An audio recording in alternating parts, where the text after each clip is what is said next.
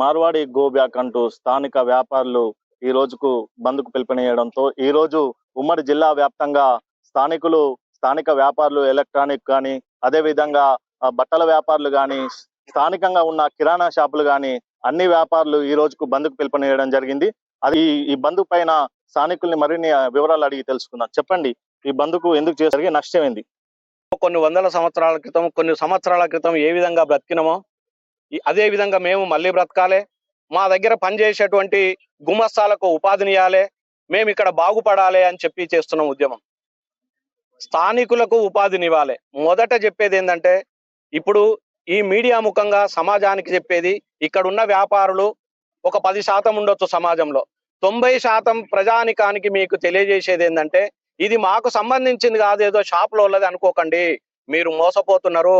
వాడు మీకు తెలిసిన వస్తువులు ఏవైతే ఉన్నాయో ఒక 4 వస్తువులు తక్కువ రేటుకి ఇస్తుండు, మిగతా ఇష్టం వచ్చిన రేటుకి ఇస్తుండు. దీనికి ఉదాహరణగా మేము ఏం చెప్తున్నామంటే, ఆనాడు బ్రిటిష్ వాళ్ళు కూడా మన దేశానికి వ్యాపారం కోసమే వచ్చిండు. మొదట వ్యాపారం చేసిండు, తర్వాత క్రమక్రమంగా దేశాన్ని ఆక్రమించిండు. తర్వాత మొన్నటి వరకు జరిగినటువంటి ఆంధ్ర తెలంగాణ ఉద్యమం చూడండి, వాళ్ళు కూడా మొదట మనతో ఉండి వాళ్ళు మన అస్తిత్వాన్ని దెబ్బతీస్తురని చెప్పి దాని మీద కూడా ఉద్యమం చేసినాం, విజయవంతమైనం. మరి ఈ రోజు మేము మొదలు పెట్టిన ఉద్యమం కూడా ఈ చౌటుప్పల్లో ఈ వ్యాపారుల మధ్యనే, ఈ గాంధీ పార్కులోనే మొదలవచ్చు. దయచేసి స్థానికులారా మీరు అందరూ గమనించండి. రేపు మీ బిడ్డడే షాప్ పెట్టొచ్చు, మీ బిడ్డడే ఒక షాప్ లో పనిచేయొచ్చు. ఇది అందరి మనకు సంబంధించింది. మోసపోతున్నాం వాళ్ళ చేత.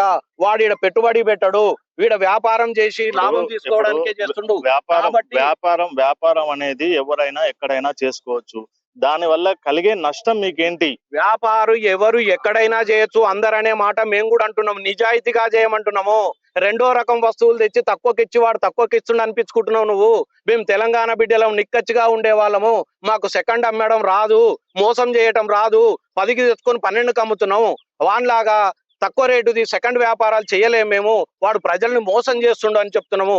ఈ రోజు మన వాళ్ళు అమెరికాలో ఉంటలేరా అండి అంటుండ. అమెరికా ట్రంప్ కూడా అంటుండండి, ఈ రోజు మా వ్యాపారం అంతా ఆంధ్ర వాళ్ళు తీసుకుపోతుండ్రు, ఇండియన్స్ తీసుకుపోతురు అని చెప్పి ట్యాక్సులు పెంచుతుండు. ఎవరికైనా ఒక రోజు ఒక సమయము వస్తదండి, తను కూడా బాధపడి ఈ రోజు మార్వాడీస్ కూడా అదే క్వశ్చన్ చేస్తుండ్రు. ఇప్పుడు ఇండియా వాళ్ళ మీద పడడం కాదు, అన్ని రాష్ట్రాలకు సంబంధించి ఏ రాష్ట్రం వాళ్ళైనా ఎక్కడైనా పోయి వ్యాపారం చేసుకోవచ్చు. అదే ఇది ఏదైతే గో బ్యాక్ ఉందో, ఇంటర్నేషనల్ సంబంధించి బ్రాండ్లు అయితే ఏదైతే ఉందో దాన్ని గో బ్యాక్ ముందు చేయండి, తర్వాత ఇక్కడికి రండి అనే విషయం చెప్తున్నారు.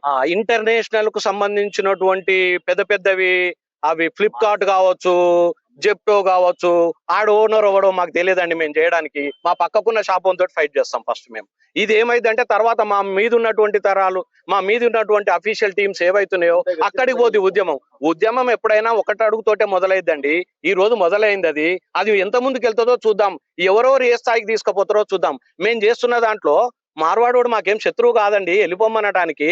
నువ్వు దొంగ వ్యాపారం చేస్తున్నావురా, మాలాగా స్వచ్ఛంగా చెయ్యి, మాలాగా నలుగురుకు లోకలకు ఉపాధిని ఇయ్యి, మాలాగా ఒరిజినల్ అమ్ము, మాలాగా రేటుకు అమ్ముకో.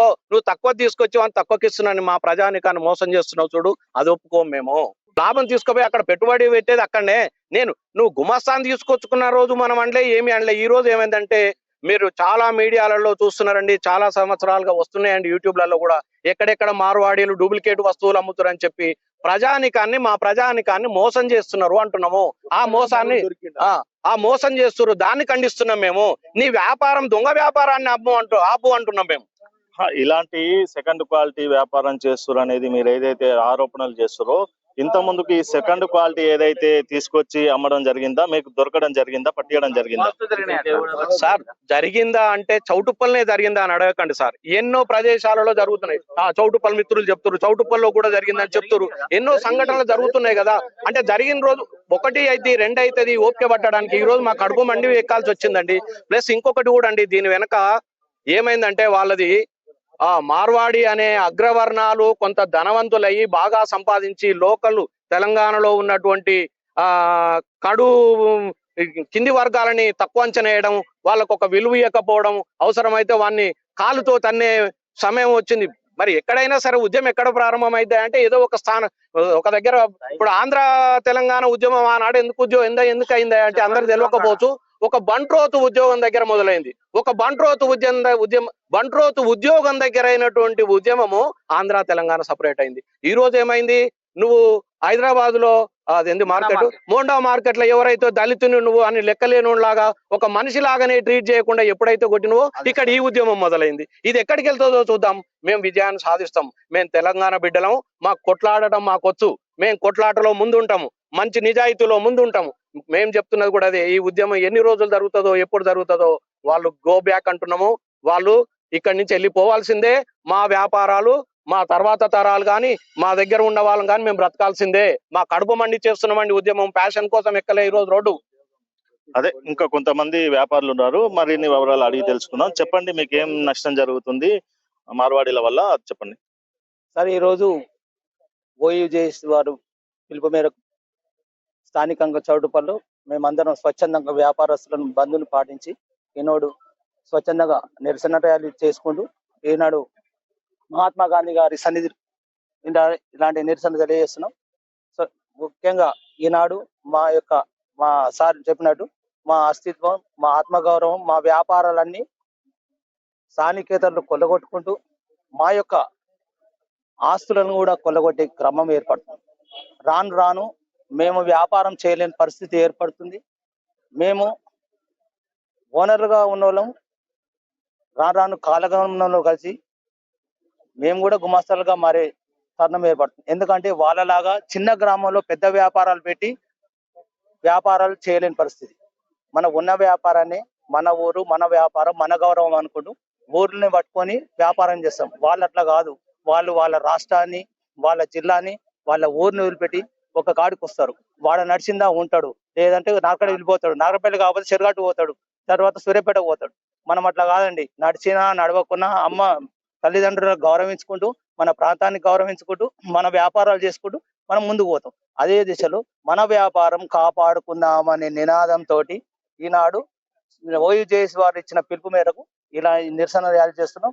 మన వ్యాపారాన్ని కాపాడుకునే క్రమంలో ఈ ఉద్యమాన్ని మన సార్ చెప్పినట్టు బ్రిటిష్ వారి ఉద్యమే కావచ్చండి, తెలంగాణ ఉద్యమే కావచ్చండి, ఈనాడు మన ఊరు మన వ్యాపారం కాపాడుకునే ఉద్యమం ఇది.